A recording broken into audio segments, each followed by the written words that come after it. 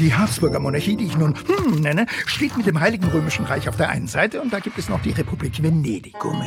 Das Osmanische Reich, ich meine, ist sehr groß und voller Sunniten. Ist aber voll cool damit, die Andersgläubigen im eigenen Land leben und arbeiten zu lassen. Nimm das, Europa! Muslimischer Nachbar, das Safavidenreich, ist voller Schiiten. Angenehm, der ungarische König stirbt. Es gibt 2 Thronanwärter. Krieg! Das gehört Habsburg, das und Siebenbürgen ist ein relativ autonomer Vasallenstaat der Osmanen. Gegen Ende des 16. Jahrhunderts probiert ein Pascha aus die Festung Sissek einzunehmen. Kriegstime! Wehrt sich. Findet es nicht cool. Nicht cool, bra. Und Habsburg verbünden sich. Das geht aber schief. Der Krieg dauert ewig. Am Ende siegt keiner wirklich. Aus Angst vor dem Zweifrontenkrieg und vor der europäischen Protestantenrevolte wollen und Frieden. Yes. Ist wieder autonom. Wichtige Handelswege aus Asien führen durch sein Gebiet. Ein echtes Handelstor! Hey, Stoff! Kaffeebohne. Wo geht's hin? England. Kann ich nicht mehr hören. Die siebenbürgischen Handelswege sind so schnell. Hier leben wie auch im gesamten Menschen unterschiedlicher Ethnien, Religionen und Traditionen relativ friedlich zusammen. Die osmanische Männermode setzt sich durch. Kriegszeit! Eiszeit! Kämpft 2 kurze Kriege gegen Polen, Litauen. Nebenbei führt wieder und wieder Kriege gegen die Safaviden. Danach haben sie keinen Bock mehr. Peace out. Westzeit! Der Kaffee der Osmanen breitet sich langsam in Europa aus. Ach ja, diese Länder mischen nun auch mit. Moment, der Krieg zwischen den Katholiken und Protestanten läuft immer noch. Und jetzt ist er vorbei. Mitte des 17. Jahrhunderts ist für und ein wichtiger Zankapfel. Kriegstime! Wächst, Wien scheint angreifbar, aber Befehlshaber Montecuccoli hält in Mogersdorf auf. Fasil Ahmed hat 12-mal mehr seiner Truppen einbüßen müssen als sein Gegner. Fasil Ahmed? Ich würde eher sagen Fasil Ahmed. Ich bin nicht lame. Der Krieg ist beendet. Friede! Im königlichen Ungarn sind die Magnaten sauer und schreien Ein Schonfrieden ist das! Ich bin sowas von enttäuscht.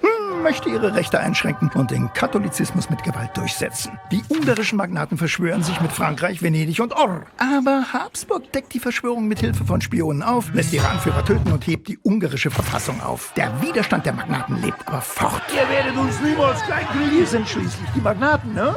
Zwischen und kommt es keine Ahnung wievielten Mal zum Krieg. Kriegstime! Greift mit seinen Verbündeten Wien an, hält mit den Truppen von Baden und Sachsen und anderen deutlich unwichtigeren Truppen die Belagerung auf. Gegenoffensive beginnt. Bock auf Frieden? Aber der Kaiser sagt Nein, niemals. und lässt weiter erobern.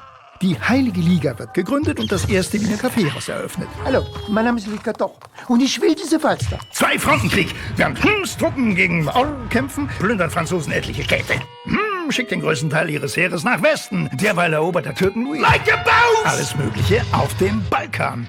Gewinnt Belgrad zurück, verliert aber bei Slankamen, da der Türken Louis einfach nicht zu bremsen ist. Ich will falls nicht mehr.